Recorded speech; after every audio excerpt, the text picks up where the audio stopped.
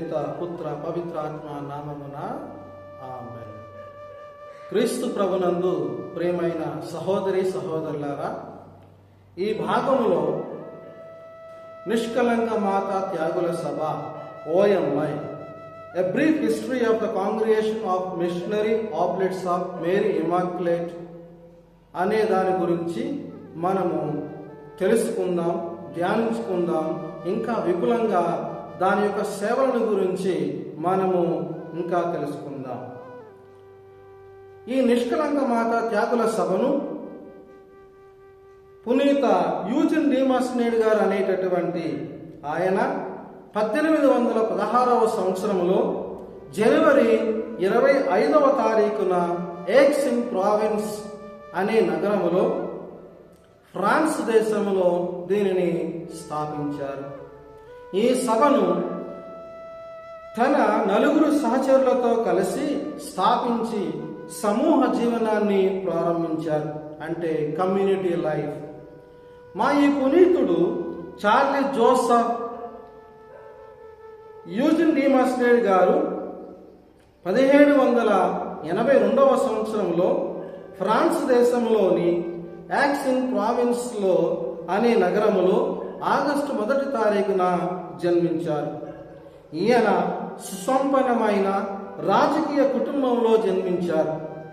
ఆయన తండ్రి Charles Antony Dumas నేడ్ ఫ్రెంచ్ అరిస్టోక్రటిక్, అంటే ధనిక వర్గంలో ఒక ప్రముఖుడు మరియు యాక్సిన్ ప్రావిన్స్ యొక్క పార్లమెంటు అధ్యక్షుడిగా పనిచేశారు.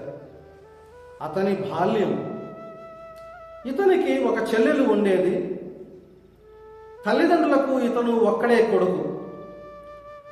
కానీ 1791వ సంవత్సరంలో ఫ్రెంచ్ విప్లవం కారణంగా ప్రారంభమైనది కనుక ఫ్రాన్స్లో ఉన్న ధనిక సంపన్న కుటుంబాలన్నీ కూడా చెల్లాచెదరైపోయాయి, కకావికలమైపోయాయి. ఈ పరిస్థితులలో ఆయన కుటుంబం అంతా కూడా దేశ బహిష్కరణకు గురైంది. అయితే 1794వ సంవత్సరం నుండి 1802వ సంవత్సరం వరకు వీరి కుటుంబం అంతటా కూడా దేశ బహిష్కరణకు గురైన సందర్భంలో 1794వ సంవత్సరం నుండి 1802వ సంవత్సరం వరకు, అనగా 11 సంవత్సరాల పాటు తన దేశము నుండి ప్రాంతము నుండి దూరంగా వలస జీవితాన్ని జీవించవలసి వచ్చినది. ఈ వలస వెళ్ళిన సమయంలో అతడు ఇటలీ దేశంలోని నేపల్స్, వెనిస్, సిసిలీ, పలెర్మో అనే నగరాలలో తలదాచుకొని 1802వ సంవత్సరంలో తిరిగి తన స్వదేశమైన ఫ్రాన్స్కు తిరిగి వస్తాడు. కానీ ఈ సందర్భంలోనే డాన్ బర్తోలో జెనీలి అనే జేసు సభ గురువును కలుస్తాడు. అప్పటికి అతని తల్లిదండ్రులు కూడా విడిపోయి ఉంటారు. 1807వ సంవత్సరంలో పెద్ద శుక్రవారం రోజున ఆరాధనలో పాల్గొని ఉండి శిలువ ఆరాధనలో ప్రార్థన చేస్తూ ఉన్నప్పుడు మారు మనసు పొంది తన జీవితంలో ఆనందం అనేది ప్రభువుతోనే సాధ్యమవుతుందని గ్రహిస్తాడు. అందువలన ఈ విధంగా నిర్ణయించుకుంటాడు, నేను జీవిస్తే ప్రభువు కొరకే జీవిస్తాను అని నిర్ణయించుకుంటాడు. లివింగ్ ఓన్లీ ఫర్ గాడ్ అని తన ఉత్తరాలలో స్వహస్తముతో తిరిగి భవిష్యత్తులో వ్రాస్తూ ఉంటాడు. అయితే 1808వ సంవత్సరంలో సెయింట్ సల్పీస్ సెమినరీలోనికి ప్రవేశించి 1817వ సంవత్సరంలో డిసెంబర్ 21వ సంవత్సరంలో తాను ఒక గురువుగా అభిషేకం పొందుతాడు. గురువు అయిన 5 సంవత్సరాల తర్వాత 1816వ సంవత్సరంలో ఈ సభను స్థాపించడం జరుగుతూ ఉన్నది. ఆయన ఈ సభను పేదలకు సువార్తను ప్రకటించుటకై ఆయన నన్ను పంపెను అని లూకా సువార్త 4:18 వచనమును తన ధ్యేయంగా, లక్ష్యముగా లేదా క్యారిసముగా దాన్ని గుర్తించడం జరుగుతూ ఉన్నది. అందువలన ఇది ప్రత్యేకమైన లక్ష్యంగాను క్యారీసంగాను మేము గుర్తిస్తాం. అయితే ఈ సభ యొక్క 5వ నియమం ప్రకారం ఎవరి పరిస్థితులైతే అత్యంత దీన స్థితిలో ఉండి రక్షణ కోసం అర్థిస్తున్నాయో వారికి మాత్రమే సువార్తను బోధించడం ఈ నిష్కలంక మాత త్యాగుల సభ యొక్క లక్ష్యం, ఉద్దేశం. అయితే యూజిన్ డి మాస్నేడ్ గారు తాను ఊహించిన విధంగా, ఆశించిన విధంగా ఈ సభలో ఉన్న గురువులు ప్రారంభం నుండి ప్రపంచ దేశములో ఉన్న దేశములకు నలుమూలల సువార్తను బోధించుటకై సంసిద్ధముగా తమను తాము సంసిద్ధమునర్చుకొని ఉన్నారు. ఇప్పటికీ వారందరూ కూడా ఎంతో క్లిష్టమైన ప్రదేశాలలో సువార్తను ప్రకటించుటకు సిద్ధముగా ఉన్నారు. తమ ప్రాణములను సమర్పించడం కోసం కూడా వెనుకంజ వేయలేదు. ఈ నిష్కలంక మాత త్యాగుల సంస్థ ఇప్పుడు దాదాపు 72 దేశాలలో, వివిధ దేశాల్లో తమ సువార్త సేవను అందిస్తూ ఉన్నారు. ఈ సభ విభిన్న రకాలైన సువార్త సేవలను అందించడంలో 200 సంవత్సరాల సుదీర్ఘమైన ప్రయాణమును కొనసాగించి ఇంకనూ కొనసాగుతూ ఉన్నది. అనగా 1816వ సంవత్సరం నుండి 2016వ సంవత్సరం వరకు 200 దశాబ్దముల యొక్క సువార్తను ముగించుకుంటూ ఉన్నది. 11వ భక్తినాథం పోపు గారు నిష్కలంక మాత త్యాగుల సభ యొక్క సేవలను గుర్తించి ఈ విధంగా వ్యాఖ్యానిస్తూ ఉన్నారు. Oblates are specialists in difficult missions of the church అని వ్యాఖ్యానించారు. అంటే నిష్కలంక మాత సభ గురువులు ఎటువంటి క్లిష్ట పరిస్థితిలోనైనా సరే శ్రీ సభకు సేవ చేయగలిగిన ప్రత్యేక వరమును, తర్ఫీదును పొంది ఉన్నారు అని ఆయన పొగడడం జరుగుతూ ఉన్నది.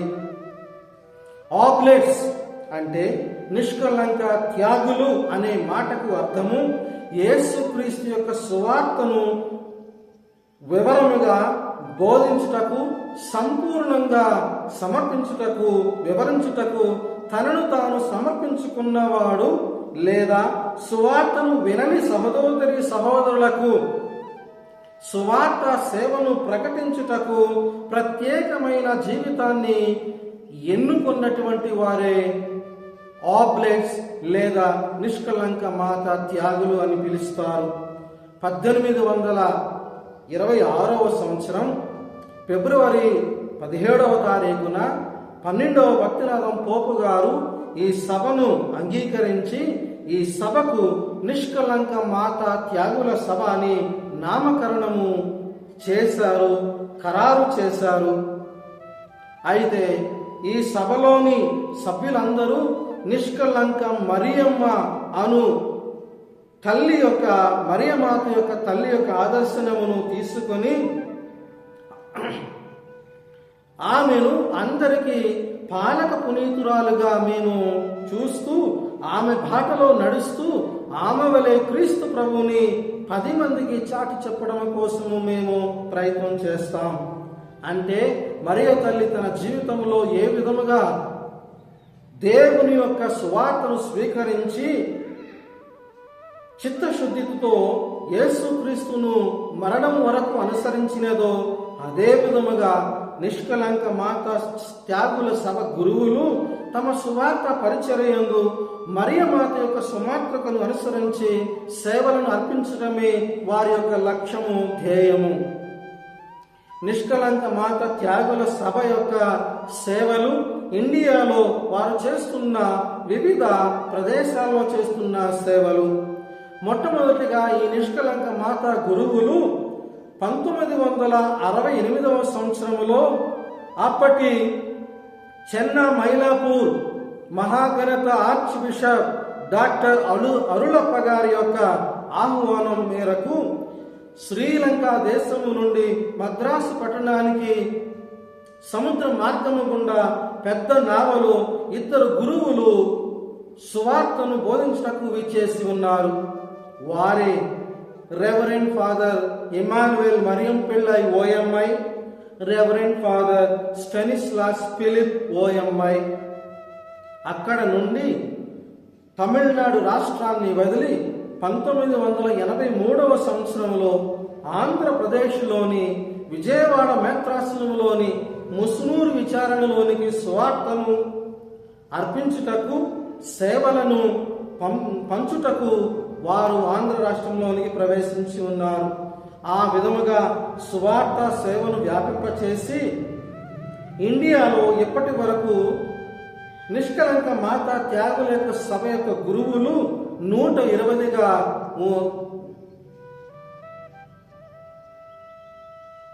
పెరగడం చూస్తూ ఉన్నాం.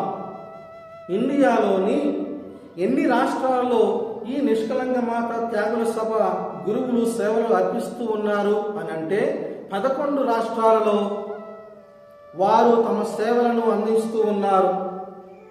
ఇండియాలో ఎన్ని విచారణలో ఈ మిషన్లలో నిష్కలంక మాత గురువులు చేస్తూ ఉన్నారు అంటే 29 విచారణలో ఇండియాలో నలుమూలలా ఉన్నటువంటి ప్రాంతాల్లో చేస్తూ ఉన్నారు. నిష్కలంక మాత గురువులు ఇండియాలో 11 రకములైన ఇంగ్లీష్ మీడియం స్కూళ్లలో పనిచేస్తూ ఉన్నారు.